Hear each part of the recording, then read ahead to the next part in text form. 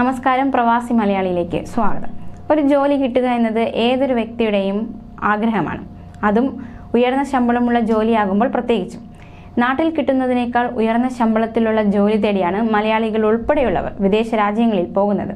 എന്നാൽ അടുത്ത കാലത്തായി വിദേശ രാജ്യങ്ങളിൽ പ്രവാസികൾക്ക് ജോലി നൽകുന്നതിന് നിയന്ത്രണങ്ങൾ കടുപ്പിക്കുകയാണ്.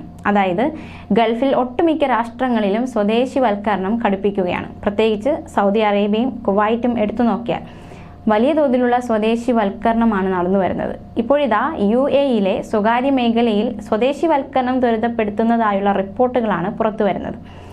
എമിറേറ്റ്സിലെ സ്വകാര്യ മേഖലയിലെ കമ്പനികൾക്ക് പിഴ ചുമത്തുന്നതിന് മുമ്പ് സ്വദേശിവൽക്കരണ മാനദണ്ഡങ്ങൾ പാലിക്കാൻ ഇനി 50 ദിവസം കൂടിയേ ശേഷിക്കുന്നുള്ളൂ എന്ന് മാനവവിഭവശേഷി എമിറേറ്റൈസേഷൻ മന്ത്രാലയം ഓർമ്മിപ്പിച്ചു.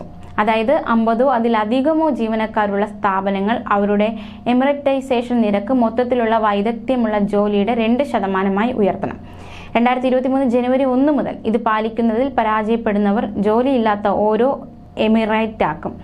ഇത് പാലിക്കുന്നതിൽ പരാജയപ്പെടുന്നവർ ജോലിയില്ലാത്ത ഓരോ എമിറാറ്റിക്കും 72,000 ദിർഹം നൽകേണ്ടി വരുമെന്നും മന്ത്രാലയം പറഞ്ഞു. അതേസമയം സ്വദേശിവൽക്കരണ മാനദണ്ഡങ്ങൾ പാലിക്കാൻ കമ്പനികളെ സഹായിക്കാൻ തയ്യാറാണെന്നും മന്ത്രാലയം പറഞ്ഞു. എമിറാത്തി ടാലന്റ് കോമ്പറ്റീറ്റീവ്നെസ് കൗൺസിലിന് കീഴിൽ പ്രോത്സാഹനങ്ങളും പിന്തുണാ പാക്കേജുകളും നൽകുന്നുണ്ട് എന്നും മന്ത്രാലയം വ്യക്തമാക്കി. സ്വദേശിവൽക്കരണം നടപ്പാക്കാത്ത കമ്പനികൾക്ക് 2023 ജനുവരി മുതലാണ് പിഴ ചുമത്തി തുടങ്ങുന്നത്. 2026 സ്വദേശിവൽക്കരണം 10% ഉയർത്താനും മന്ത്രാലയം നിർദ്ദേശിച്ചിട്ടുണ്ട്. സ്വദേശിവൽക്കരണ നിബന്ധന പാലിക്കുന്ന സ്ഥാപനങ്ങൾക്ക് സർക്കാർ സേവന ഫീസിലെ ഇളവ് ഉൾപ്പെടെ നിരവധി ആനുകൂല്യങ്ങൾ കിട്ടുന്നതായിരിക്കും. കൂടാതെ നിശ്ചിത പരിധിയിൽ നിന്നും 3 മടങ്ങ് സ്വദേശികളെ നിയമിക്കുന്ന കമ്പനികൾക്കും ആനുകൂല്യങ്ങൾ കിട്ടും. ഈ കമ്പനികളിലെ തൊഴിലാളി വർക്ക് പെർമിറ്റ് ഫീസ് 3,750 ദിർഹത്തിന് നിന്ന് 250 ദിർഹമാക്കി കുറയ്ക്കുമെന്നും മന്ത്രാലയം ഉറപ്പു നൽകിയിട്ടുണ്ട്. മെച്ചപ്പെട്ട ബിസിനസ് അന്തരീക്ഷവും നിക്ഷേപ അന്തരീക്ഷവും കൈവരിക്കാൻ സഹായിക്കുന്നതിന് സ്വകാര്യ മേഖലയുമായി സഹകരിച്ച് UAE തൊഴിൽ വിപണി വികസിപ്പിക്കുന്നതിന് തന്ത്രപ്രധാന മേഖലകളിൽ ഞങ്ങളുടെ പിന്തുണ വീണ്ടും ഉറപ്പിക്കുന്നുവെന്ന് മന്ത്രാലയം പ്രസ്താവനയിൽ പറഞ്ഞിട്ടുണ്ട്.